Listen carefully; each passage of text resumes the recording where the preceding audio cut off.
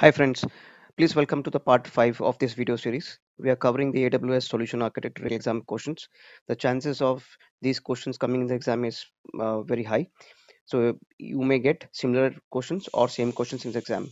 So please subscribe to my channel. This will help you get notifications whenever there are similar drops. Going through these videos will help you prepare for the AWS Solution Architect associate exam in a very short span of time.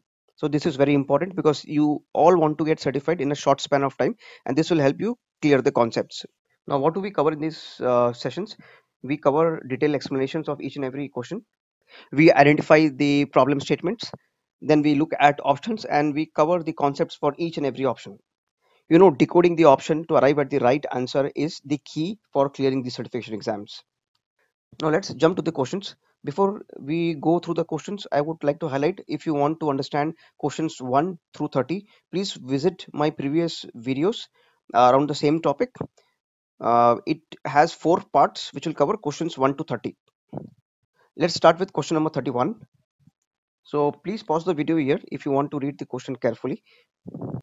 So I believe you have now read the question. So the problem statement is very simple. Let me explain you in terms of a diagram.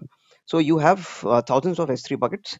Now some of the S3 buckets are frequently accessed, okay, and some of them are infrequently accessed. So it's this way.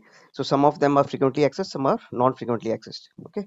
And we all know that if the data is frequently accessed, we keep it in S3 standard. If it is non-frequently accessed, then we keep it in other tiers like S3 infrequent, one zone, etc. And if it is for archive purpose, then we store it in archive, deep archive, and so on. So in this case, what happens is uh, they already have a life cycle policy set up. So life cycle policy, what it does is it moves from one tier to other, but that is not working in this case. Or they are saying it is not consistently implemented, like not implemented for all the buckets, or it is implemented partially. So that means for all of these buckets it is not consistently implemented. For some it is implemented, for some not implemented, and that is a partial scenario. So normally in such cases what we do is we generally go with two options, either life cycle policy, okay, or intelligent tiering. So I just said this now. So we have only two options, either life cycle policy or intelligent tiering. In this case, that question says life cycle policy is not working. If life cycle is not working, then you have to switch to intelligent tiering. So hence in this case, option C is our answer. But as we do in these videos, we scan through all the options. So let's scan through the options. S3 ACL. So ACL is used to provide access to different accounts. If you are providing access to different accounts, then your own account, from your own account, you will not be able to access this. This is useful in scenarios like, for example, where you have some storage and it is a common storage which is being utilized across different accounts. So S3 is not the, I mean, option A is not correct here. Option B suggests use EBS automated snapshots. So EBS is never a cost effective solution. The question tells you you should choose a solution which is having lower cost. This is not a cost effective solution compared to S3 intelligent tiering. That's why EBS is wrong. The option D suggests use one zone infrequent access. This is okay to reduce the cost. It is cost effective, but the problem is you cannot store you cannot store frequently accessed files here. You can only store infrequently accessed files, and that's why you are only meeting partial requirement. You are not meeting your full requirement. That's why D is wrong. Another reason why D is wrong is because the question says you should not compromise the availability of objects. By going to one zone, you are compromising the availability because it will be only stored in one single availability zone. Whereas in S3 standard tier or S3 intelligent tiering, it will be stored in multiple AZs. That's why the objects will be more available. So D is wrong for that. Our final answer is option C. We will lock answer C. Now let's visit question number 32. Now this is question number 32. Please pause this video here so that you can read the question properly. I hope now you have read this question. So in a nutshell, this question is very simple. You have three types of data that you have to store: 10 terabytes for maximum performance, 300 terabytes for durable storage, and 900 terabytes to meet the archival media requirements. So it's simple. You have requirement for performance, durability, and archive. So usually what we do is, for performance we put it in EBS, for durability we put it in S3, and Archival, we put it in Glacier. Glacier is a part of S3. Now let's scan through the other options. So in this case, option A looks correct, because whenever you have 10 TB of storage and you want maximum performance, you should use EBS. So this is our answer. But let's scan through other options. Why this is our answer and why not the others? Let's first check out option C and D. Option C and D are using instant store for maximum performance. Instant store is very good for maximum performance, but it has limit. You cannot put a 10 terabyte in your instant store, because instant store is temporary. It will get lost if the instance is switched off. I'll repeat, if you switch off the instance store will be lost. That's why instance store gives you maximum performance, but it has a storage limit. You cannot do a 10 terabyte in your instance store. That's why options C and D are totally ruled out. That leaves us with option B. Option B says use EBS for maximum performance, which is good. And but the only difference between A and B is B is saying use Amazon EFS.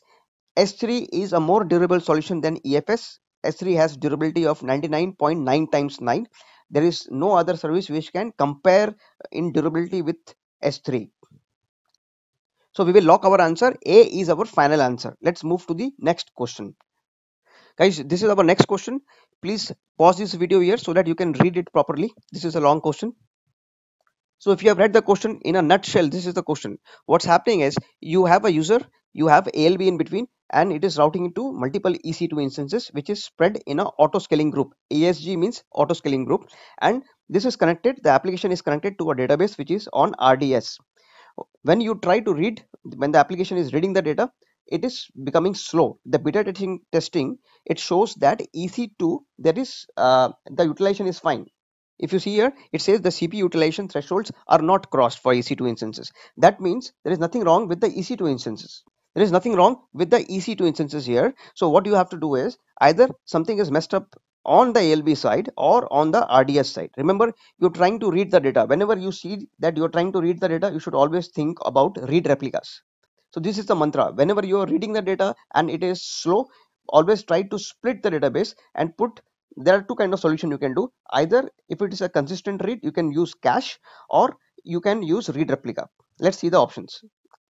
So the first option says reduce the threshold for CPU utilization. For this is an auto scaling group related to EC2. There is no problem with EC2 because the question itself says EC2 instances are not crossing any CPU utilization thresholds. So A is wrong. Replacing ALB with NLB will not solve it, because both are load balancers and both will do a similar job. It will not solve the problem.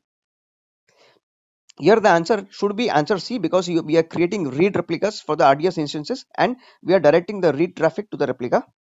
So what we are doing here in this case is we will create a read replica and we will direct all the read requests to the read replica. All the write requests will come to this database here, and all the read requests will go to this read replica here. So that's our answer.